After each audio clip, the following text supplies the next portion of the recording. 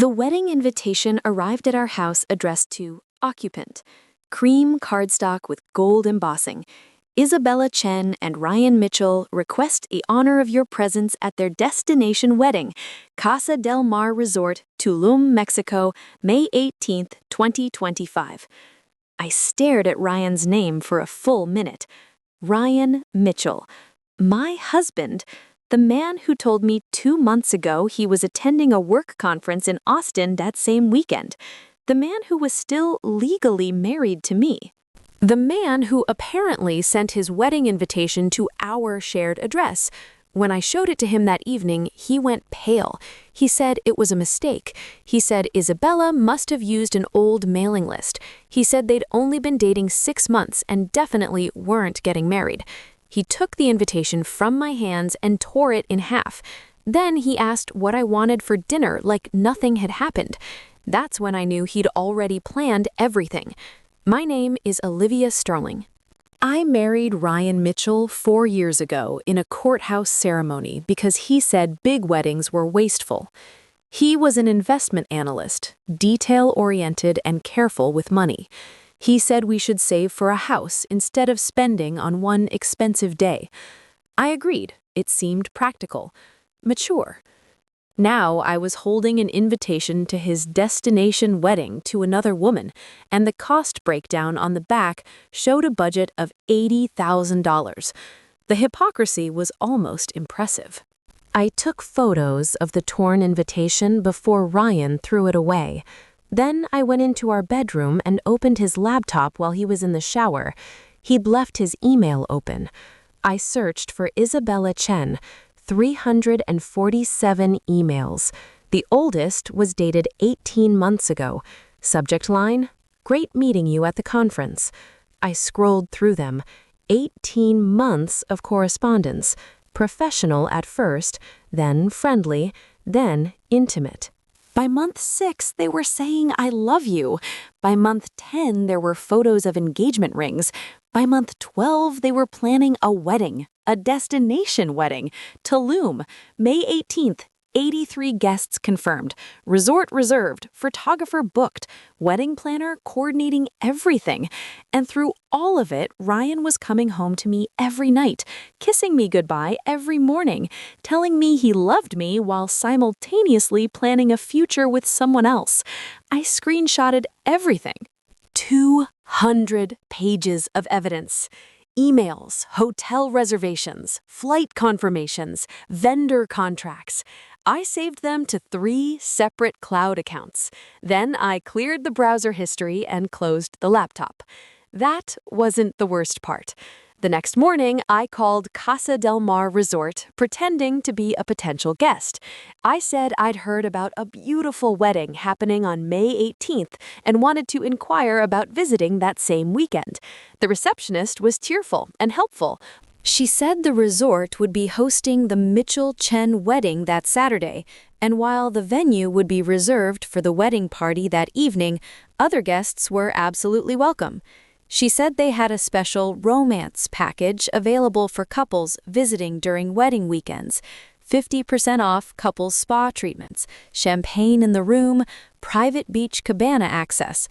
I booked a room for May 16th through May 20th under my maiden name, Olivia Sterling. I used a credit card Ryan didn't know about. The confirmation email arrived within minutes. Over the next 6 weeks, I prepared carefully. I didn't confront Ryan. I didn't tell anyone what I knew. I went to work, came home, had dinner with my husband like everything was normal. He mentioned his Austin conference twice. He showed me the hotel confirmation for a Marriott in Austin.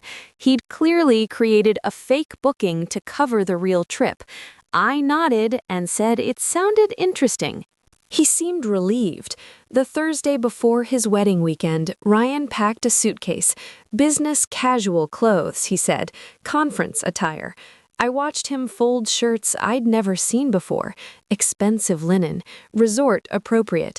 He kissed me goodbye Friday morning, said he'd be back Sunday night, said he'd miss me. I waited 30 minutes after he left, then called a car to the airport. I'd already packed.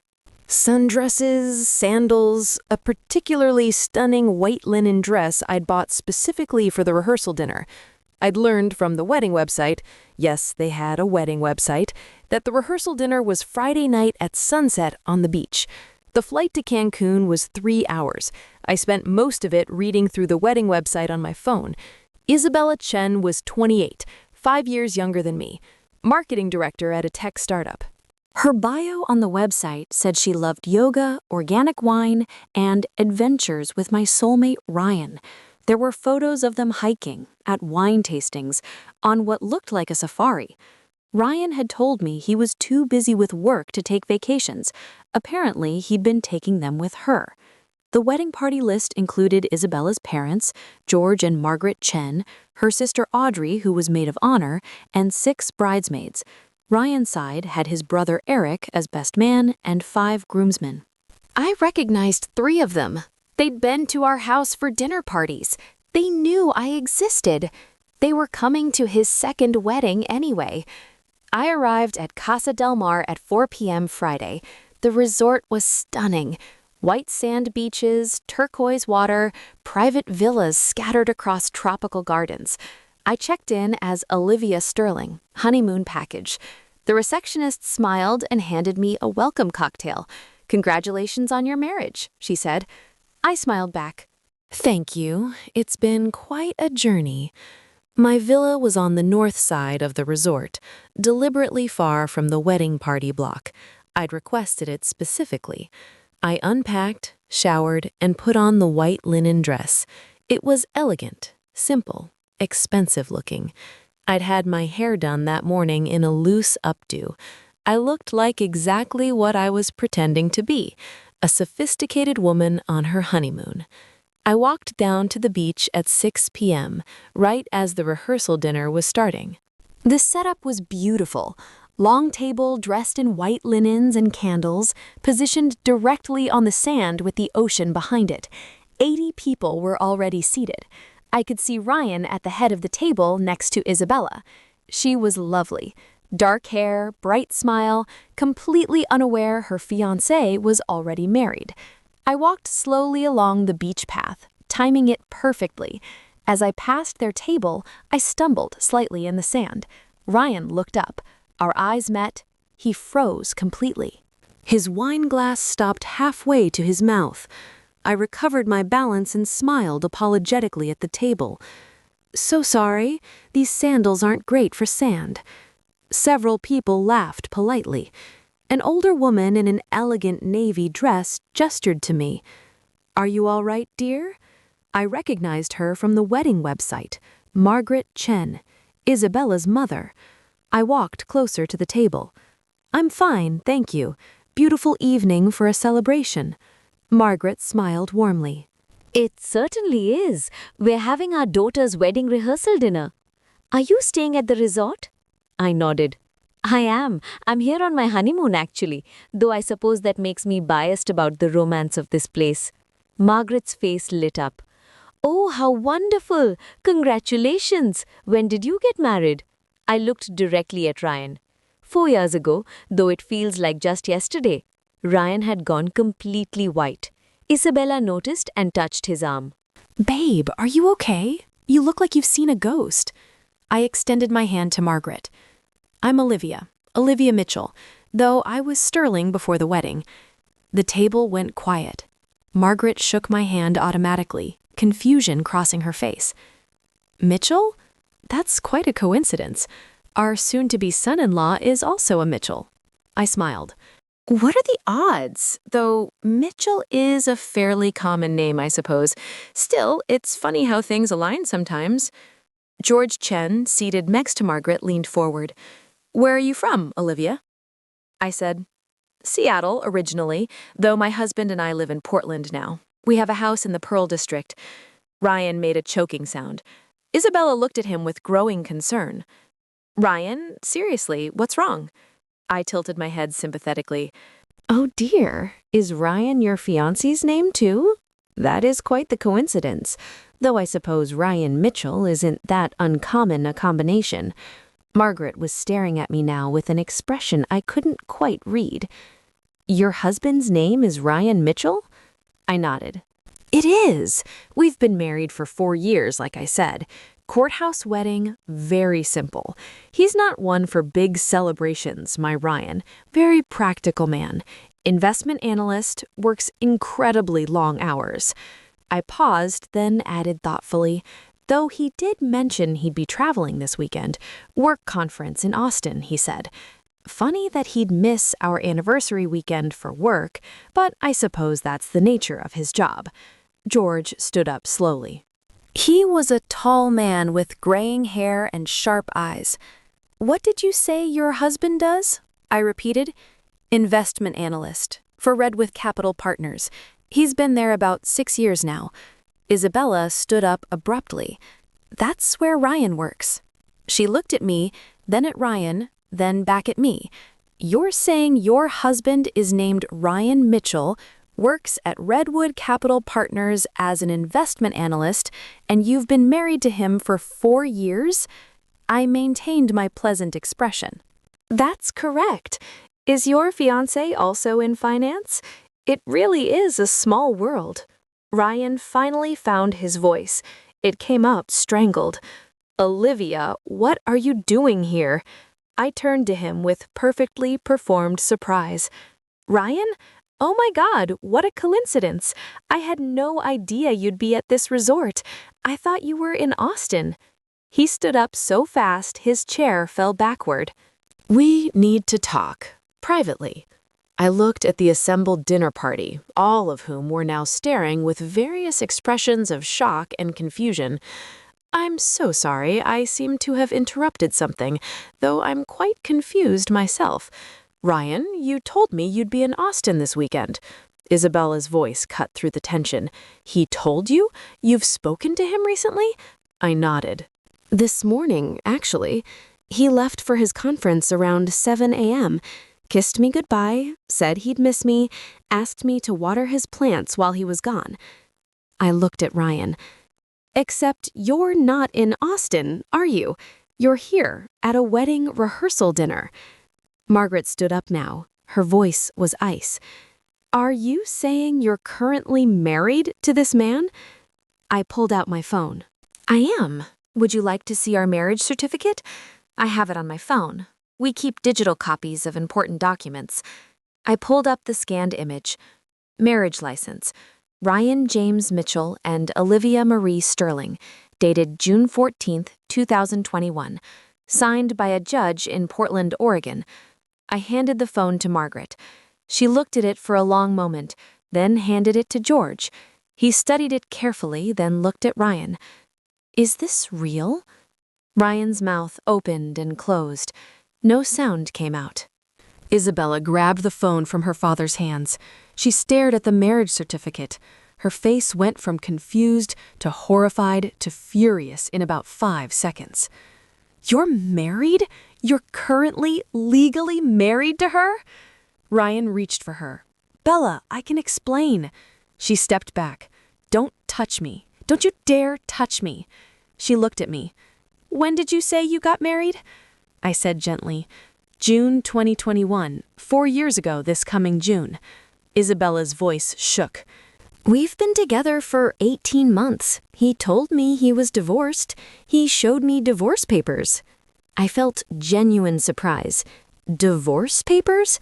I never signed any divorce papers. We're still married. Legally married. I can show you tax returns if you'd like. We file jointly. The dinner party had descended into complete chaos. People were standing, talking over each other, staring at Ryan like he'd grown a second head. Audrey, the maid of honor, put her arm around Isabella. One of the groomsmen, Eric, Ryan's brother, pushed through the crowd. Ryan, what the hell is going on? Ryan looked at me with something like hatred. You did this on purpose. You came here to ruin everything. I kept my voice calm. I came here on my honeymoon, to the resort my husband booked for this weekend. I had no idea there would be a wedding, though in hindsight, that invitation that came to our house makes more sense now. I thought it was junk mail. Margaret's voice was sharp. An invitation came to your house? I nodded. About 6 weeks ago. Addressed to Occupant. Ryan said it was a mistake, some old mailing list. He tore it up before I could read it too carefully. I didn't realize it was his wedding invitation. George looked at his daughter. Isabella, did you know about any of this? She was crying now. No, he told me he was divorced 2 years ago. He said his ex-wife lived in California and they didn't talk anymore. He said it was amicable and over. She looked at me. You live together? Currently? I said, we do. Same house we bought 3 years ago. Pearl District in Portland, like I mentioned. Ryan's been sleeping in our bed, eating breakfast at our table, and telling me he loves me every day. I pulled up a photo on my phone. Recent picture of Ryan and me at a restaurant, dated 3 weeks ago. This is from our anniversary dinner in April. We went to Canard, Ryan's favorite restaurant. Isabella made a sound like she'd been punched. Audrey was holding her up now. Margaret turned to Ryan with a look of pure disgust. You are currently married. You live with your wife. You took her to dinner 3 weeks ago, and you proposed to my daughter? Ryan's face was red. It's complicated. Olivia and I, we're not really married anymore. We're just legally married. We've been separated emotionally for years. I raised my eyebrows. Separated? You told me you loved me this morning. You asked me to water your plants. You kissed me goodbye. Ryan's voice rose. You're twisting everything. We both know our marriage is over. I said quietly, then why didn't you divorce me before proposing to someone else? That question hung in the air. Ryan had no answer. George stepped closer to him. Let me be very clear. You are currently legally married to this woman. You proposed to my daughter anyway. You planned an entire wedding. You were going to commit bigamy. Ryan shook his head frantically. No, I was going to divorce Olivia before the wedding. I was handling it. Isabella laughed. It was a terrible sound. You were handling it? The wedding is tomorrow. Tomorrow. When exactly were you planning to divorce her? Ryan looked desperate. After the wedding, I was going to file after we got back. It would have been fine. George's voice was dangerous. So you were going to marry my daughter while still married to another woman, making the marriage invalid, and then divorce your actual wife later? That was your plan? Margaret turned to the assembled guests. Everyone, I'm very sorry, but there will be no wedding tomorrow. Please enjoy the rest of your evening at the resort as our guests, but the ceremony is canceled. Gasps and murmurs erupted. Isabella was sobbing now. She pulled the engagement ring off her finger and threw it at Ryan. It hit his chest and fell into the sand. We're done. We're so done. I can't believe I almost married you. I can't believe I defended you when my friends said you moved too fast. I can't believe I trusted you. She looked at me. I'm so sorry. I had no idea. If I'd known... I shook my head. You're not the one who should apologize. He lied to both of us. Ryan tried one more time. Olivia, you don't understand. What we have, it's not real anymore. It hasn't been real for years. I looked at him carefully. Then why didn't you leave? Why didn't you divorce me? Why did you keep coming home every night? He didn't answer. I continued. I'll tell you why. Because you wanted both lives. You wanted the stability of a wife at home and the excitement of a new girlfriend. You wanted to keep your options open. And when you were ready to upgrade, you figured you'd just discard me, and nobody would ever know. I turned to Isabella. He probably told you I was crazy, or controlling, or that I didn't understand him. She nodded slowly. He said you were emotionally distant. He said you didn't support his career. I almost laughed. I supported everything. I paid for his MBA program. I covered the mortgage when he was between jobs. I hosted dinner parties for his colleagues. I was the perfect, supportive wife. I looked at Ryan. What I wouldn't do was ignore the fact that you were living a double life. Margaret put her arm around Isabella. Come on, sweetheart, let's get you back to your villa. She looked at me. Thank you for coming forward. I know this must be difficult for you, too. I nodded. I'm just glad Isabella found out before the wedding instead of after. As they started to walk away, George turned back to Ryan. You need to leave this resort. Tonight. If you're still here in the morning, I'll have security remove you. Ryan stood alone in the sand, abandoned by his wedding party. His brother Eric walked past him without a word. The groomsmen followed. People were leaving in groups, whispering, staring.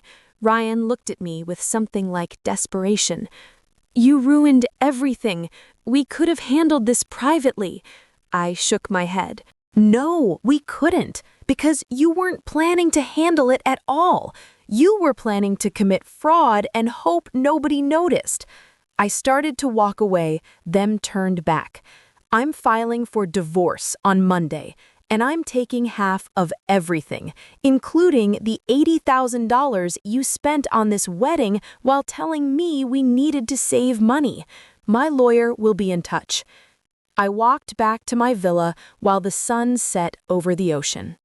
I ordered room service, drank the complimentary champagne from my honeymoon package, and fell asleep to the sound of waves.